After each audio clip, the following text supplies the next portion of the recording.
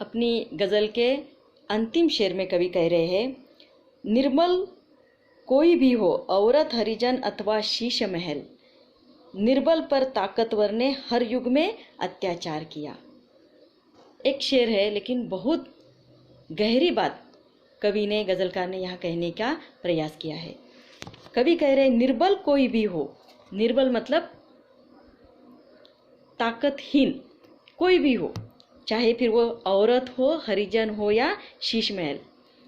औरत को हमने उनके तो पहले ही शेर के संदर्भ में हमने देखा है कि औरत को सदियों तक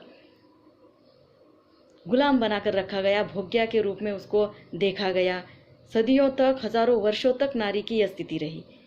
वह निर्बल थी, उसको अबला कहा गया था और इसीलिए वो सदियों तक अबला कहकर उस पर अन्याय अत्याचार होता रहा। हरिजन, हरिजन मतलब दलित पीड़ित समाज, पिछड़ा हुआ समाज, अत्यंत निम्न वर्ग।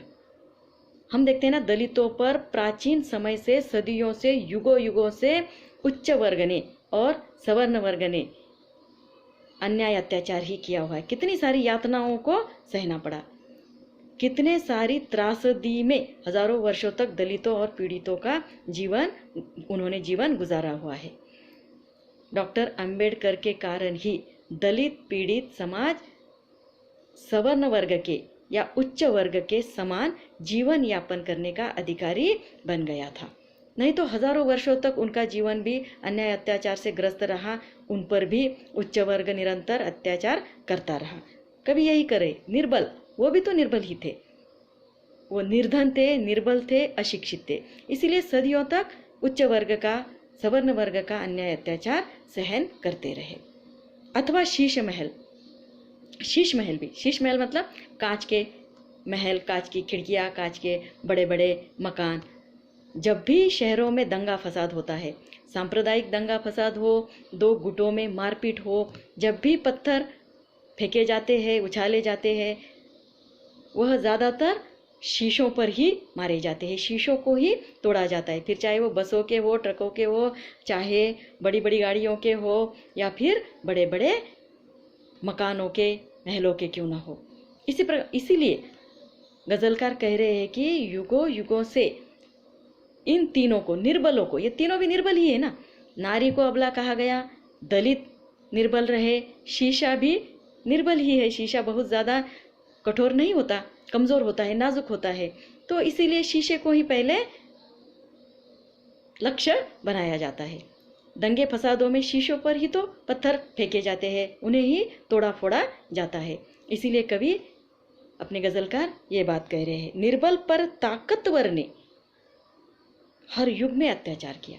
प्राचीन युग से नारी, दलित और शीशों पर अत्याचार होता रहा है। इसका विस्तार से हमने पहले भी नारी के बारे में चर्चा की है।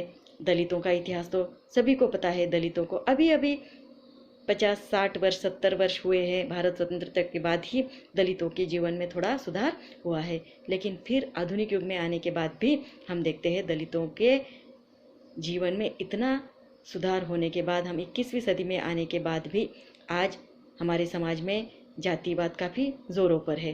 कई जगहों पर दलितों पर अन्याय अत्याचार होते हमें नज़र आ रहे, दिखाई दे रहे हैं, क्योंकि दलित निर्बल है, इस प्रकार से मानकर उन पर अत्याचार पहले भी हुआ है और आज भी होता हुआ हमें नज़र आता है। शीशा बीज है, शीशे को भी, अपना गुस्सा भी हम शीशे पर उतार देते हैं। अपने हाथ में अगर ग्लास, कांच का ग्लास है तो हम उसको गुस्से में तोड़ फोड़ देते हैं।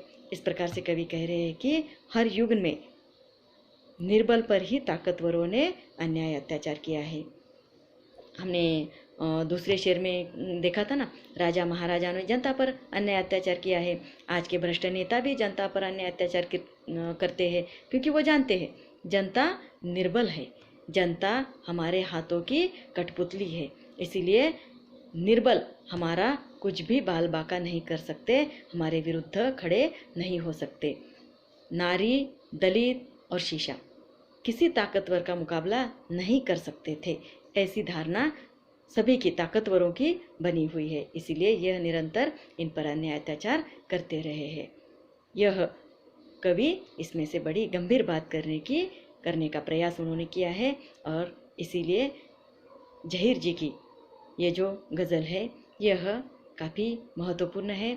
अपने आप में बहुत महत्वपूर्ण बातें ज़हीर जी ने कहने का प्रयास किया है।